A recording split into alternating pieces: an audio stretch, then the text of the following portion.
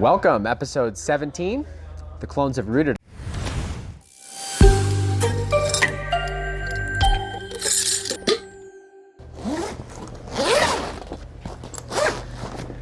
We're exhausting the air from the other tent because we were going to start some seedlings. We wanted it warm. So all the warm, humid air is being pushed inside here, which made it easy. We already had this rack in here, and I decided when we flipped to 12-12 in the big tent, I needed to take the clones out, throw them somewhere, and this made it super easy.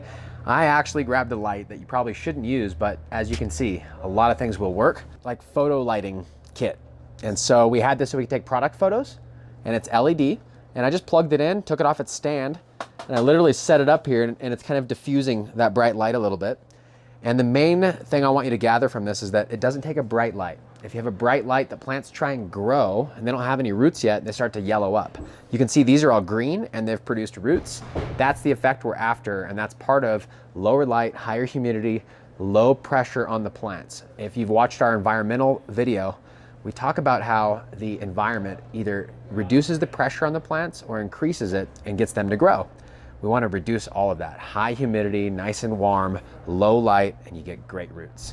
Most important step, healthy mom plants. I'm going to take the dome out, actually show you the bottom, show you the roots, and we're going to rewind a little bit and show you how we got here, how we set it up, how many days it took to get all the roots that we're about to show you.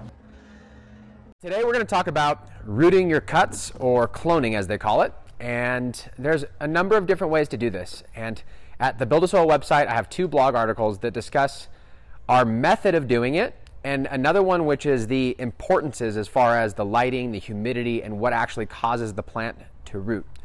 And I think that's the one that's the most important, because when you understand how to do this, it doesn't matter as much the actual ingredients or the method. And what I mean by that is we're using a tray today, and I'm going to show you how I do it. And we're using these pucks, these incubator plugs they call them. And there's a number of different brands. The other way to do it is to clone in water using like an aeroponic misting machine in a bucket with a pump. Both work, and I want to explain how we do our process, but if you understand the environment and what it takes to get a plant to root, it doesn't matter which method you use, and I think that's important to note. So we're just going to jump right into our method. Of course, there's many ways to do it, so let's discuss it. I've got a dome, which is important because we don't want to put much pressure on the plant, and pressure is caused when there's heat and the plant needs to open its stomata and start to grow. We want to discourage that when we're cloning. We want it to be relaxed, and we want it to root. So the high humidity will keep it from drooping its leaves, and we want to be like 90 to 100% humidity. The best way to achieve that is with a dome. Now, if you have a cloning room or a cloning tent, you don't need a dome. This is just an easy way to do it. There's some vents on it, so as you go, you're going to slowly open the vents, and you're going to harden them off to a normal humidity, if that makes sense, once they actually get their own roots. So in here, we also have a tray. This is the Grodan Smart Tray. I'm going to go ahead and remove this right now. There's a number of different trays that you can use. You don't have to use this one. The reason I do use this one, it's dishwasherable. It's easy. It lasts a long time. It also has this lift here. So when I put it in the tray, it holds my rooting pucks off the bottom. And what that allows me to do is, if these plants do start to root, and I want to, I can pour water in the bottom. The water will increase the humidity. It'll also give a spot for the new roots to grow into without air pruning so fast, and that'll allow me to keep a tray healthy while I'm waiting for the rest to take root, if that makes sense. There's the tray setup. It's very basic, dome tray. I'm going to move this to the side now. I'm going to be putting my pucks in there, and I've got to label them. So typically what I would do is I would only use one row for each genetic or each number of plant, and I've got them all labeled here. And so each time I pull one of these out of here, I've been pre-soaking those, I'll explain it. I'm going to take, for instance, the Branson's Royal Revenge number 2, the BRR number 2 in green there.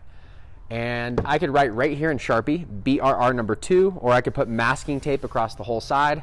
Many ways, but then I'll know this whole row is designated to that particular plant. And you can do that all the way down. Sometimes I'll actually draw it on paper. If I have like a whole bunch of different ones, then I'll actually grid out which clone's which and take a picture of it so I don't mess up later in case something gets ruined. So there's the basics. We use these plugs. I've used a number of different brands, and people that have used these in the past notice that they don't compost. When you're done with multiple cycles, you'll still find these root pucks in there.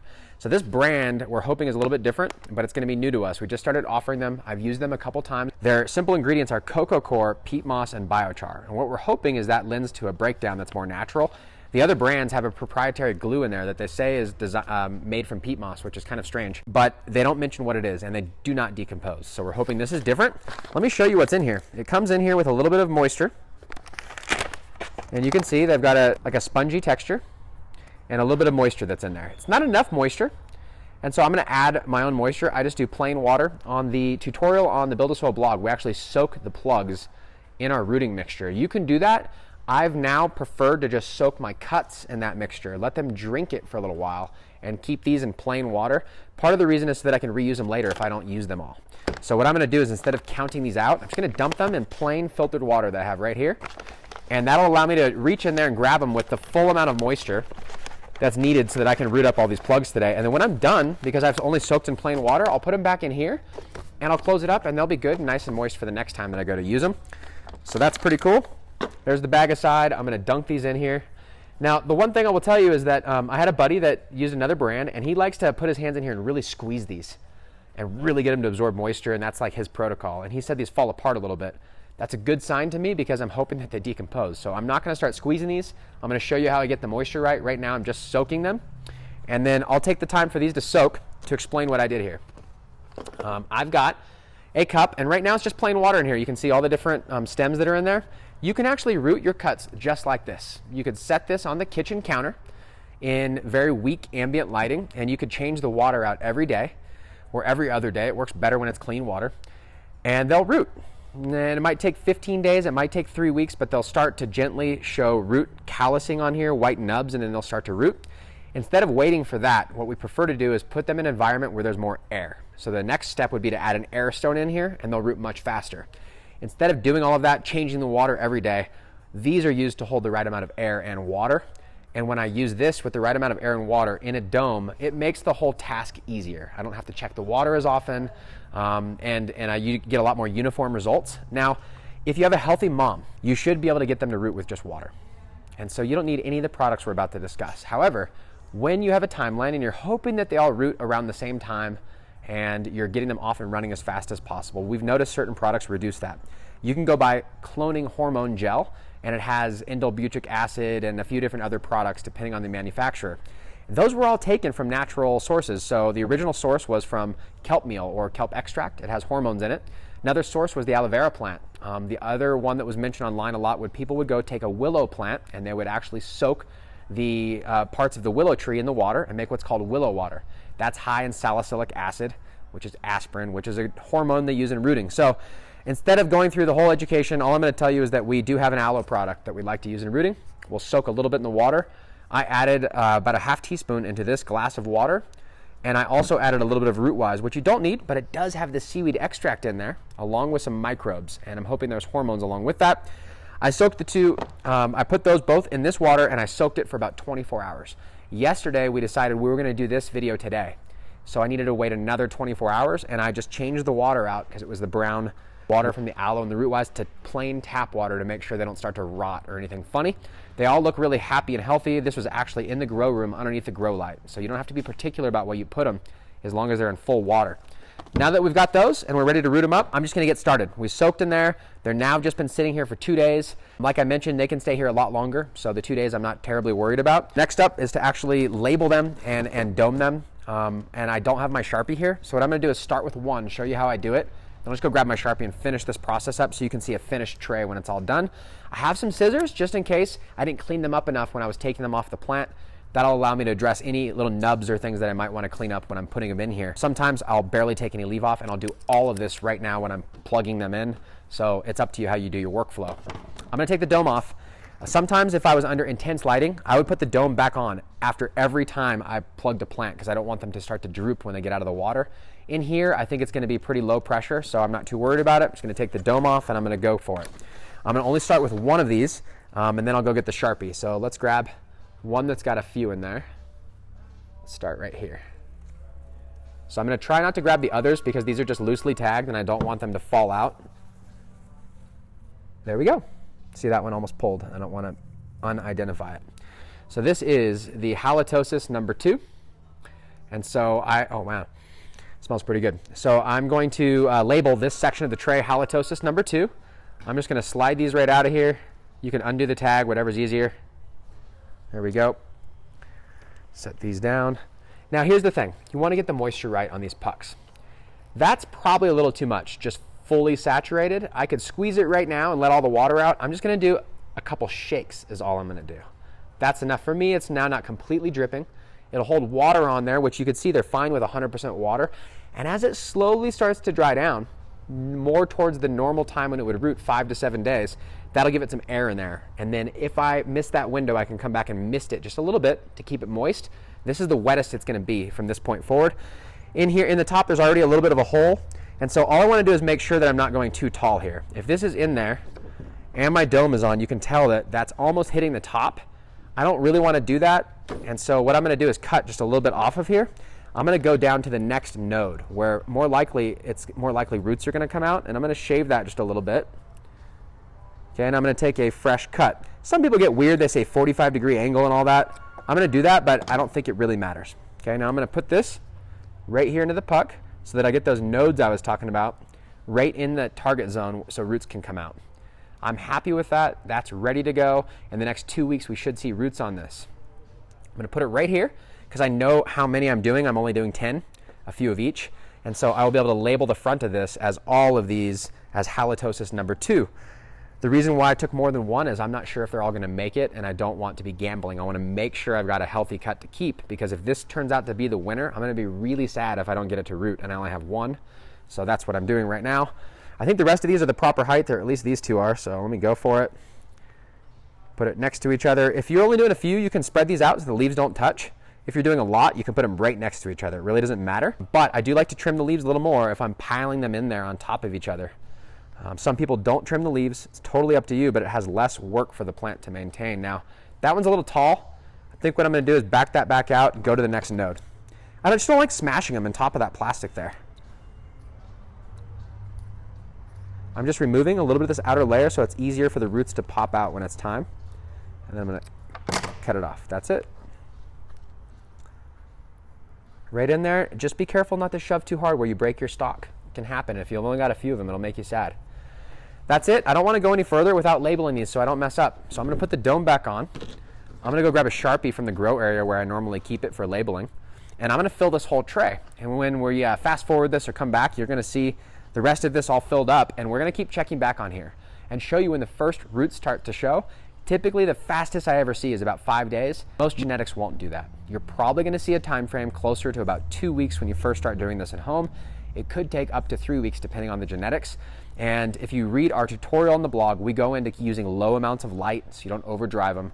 That'll drastically increase your success, so I encourage you to check that out.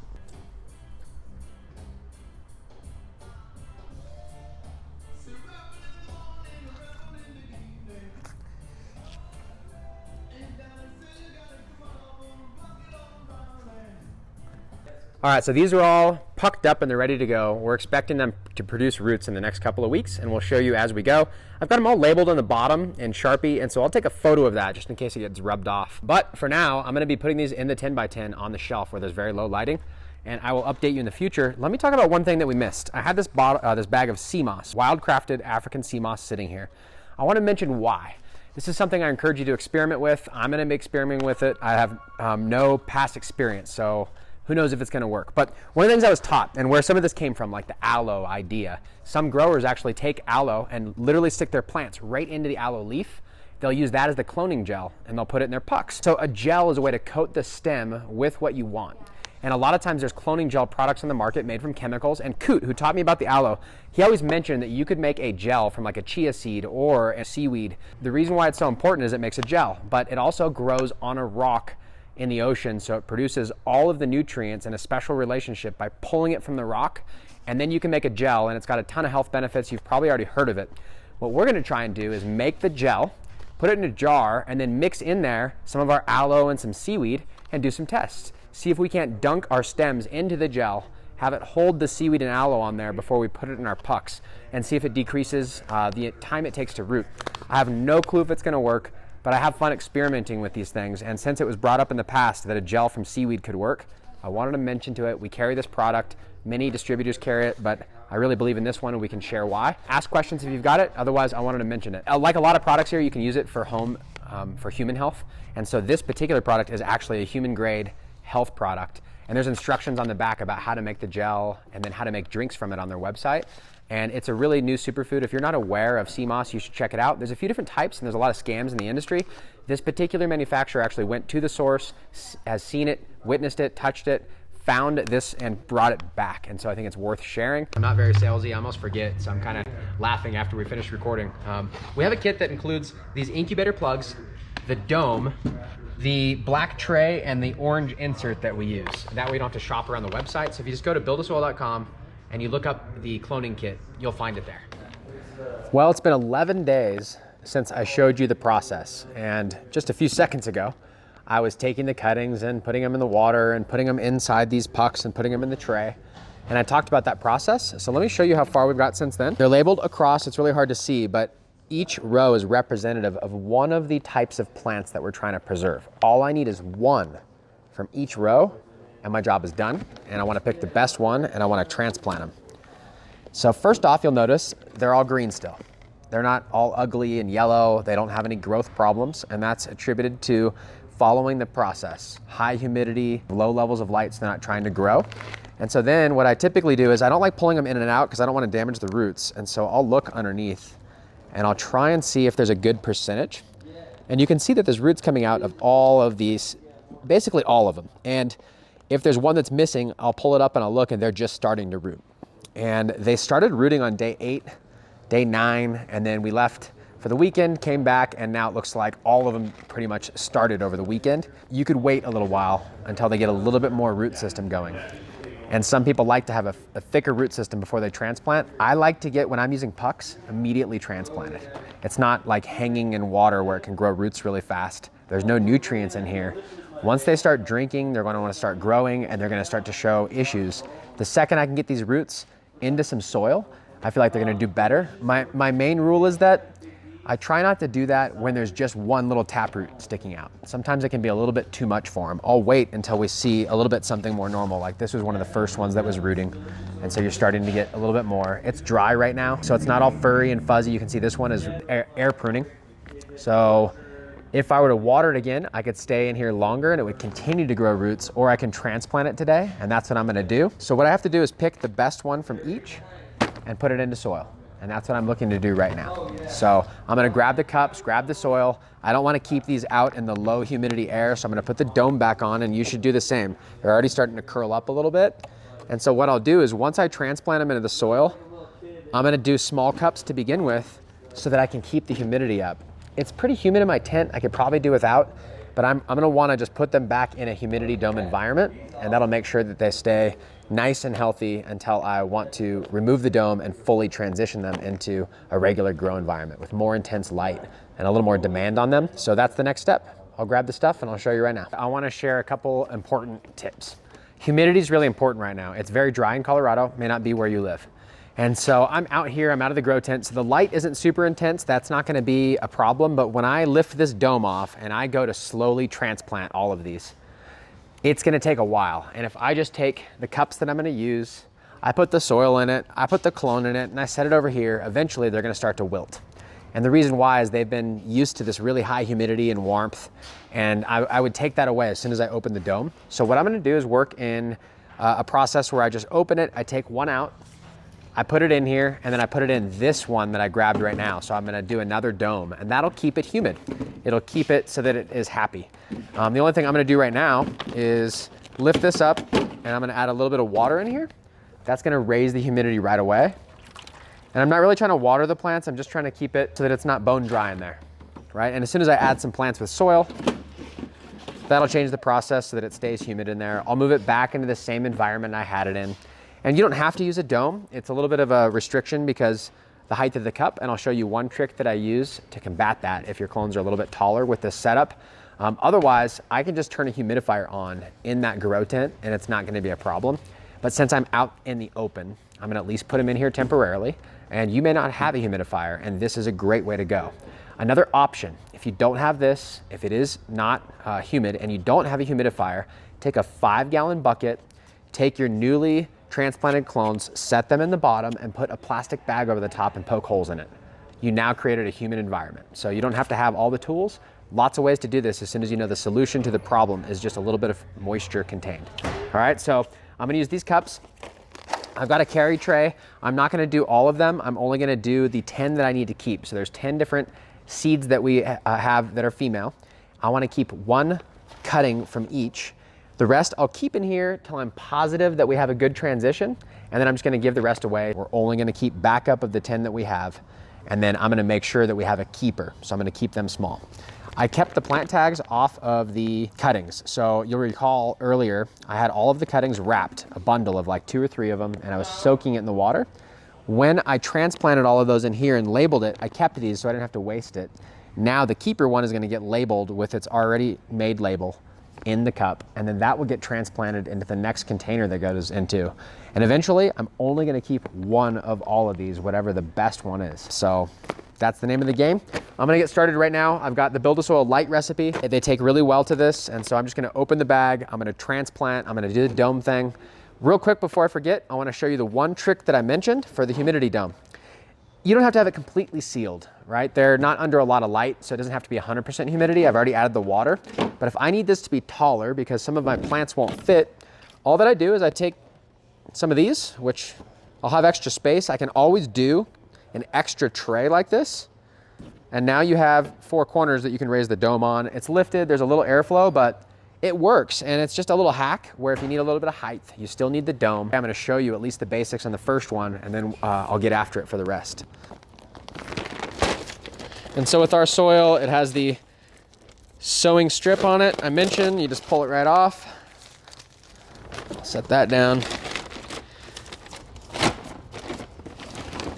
All right, that looks great. So I'm just gonna use the cup to scoop.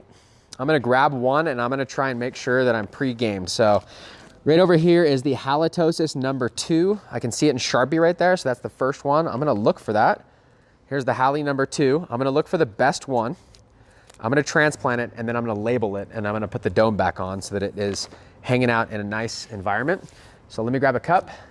When you transplant, I'm trying to keep the height down, right? So all I'm doing is putting a little bit of soil, and then I'm gonna backfill. Now, I don't want it to too high up the stalk, but that rooting puck is about this tall. It's gonna go in the cup, and so you can see it'll be above the top if I fill the soil too much, and I don't wanna make it a pain. So I'm gonna keep just a small amount of soil in there.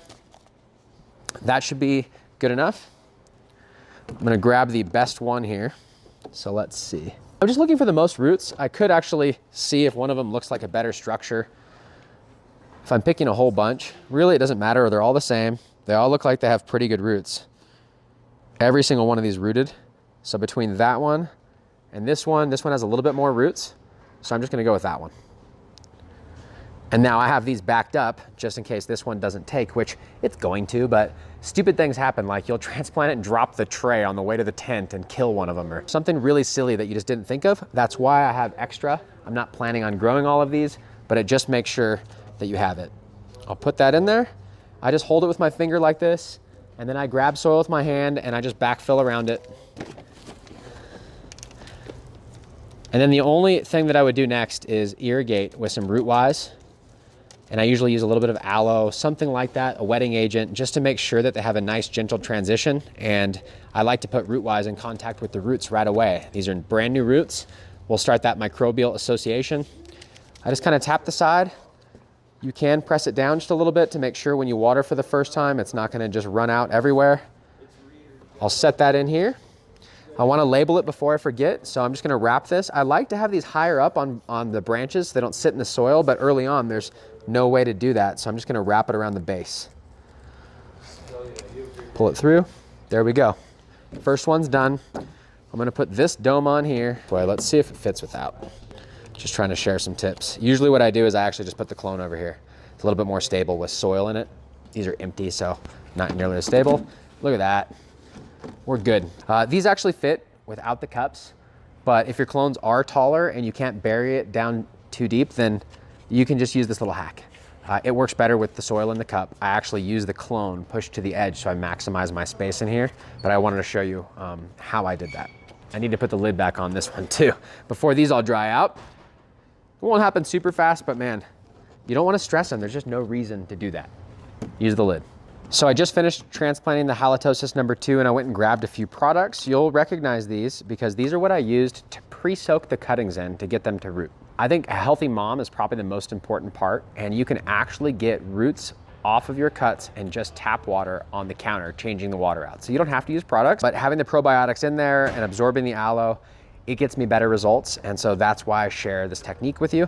Next, when I transplant into the soil, it's fresh out of a bag and I've got new roots on there. I'm gonna get the root wise in contact with it right away, get those mycorrhizal associations going. And then I'm gonna do the aloe and I'm gonna add 1/3 one, which is the enzymes. Reason why is this is gonna speed up the microbial relationship. It's going to kind of be like adding lighter fluid to the fire. It's gonna speed up the process. It's actually the enzymes that these would make given a little bit more time. So they go together really well. And then the next thing that I'm gonna add, which we add all the time just to wet the new soil, is some sort of wetting agent. This is the Saponaria, the Cuyaha plant extract. And we got a new label coming for it, but we also carry Therm X70. That's a saponin extract. There are many products that you can use. I just wanted to show you the tools that I'm using. I'm gonna add it to the bucket right now, put it in the Chapin sprayer. I'm gonna spray that one so that it doesn't sit in the dry soil. That'll dry the puck out. I want it to be real happy. Then I'm gonna go just do the rest of these real quick and then show you what they look like. All right, I've got 1 gallon and I'm just gonna do a teaspoon of the root wise, put that in the water. Okay, I'm gonna do the same thing here. There we go. Put that in there. Now the saponaria, the extract, this is a true extract. So the Thermex has some sugars and a few other things. This is really potent. I'm just gonna put about 1/8 of a teaspoon in there. Drop it into the water.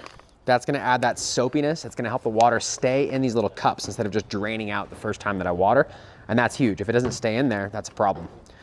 Next up, 3 to 5 milliliters of this product, the enzymes, and then I'm gonna go put this in the fridge to keep a little better. It keeps the SCOBY that's in here from growing so fast, and it'll keep your enzyme fresher longer. Go.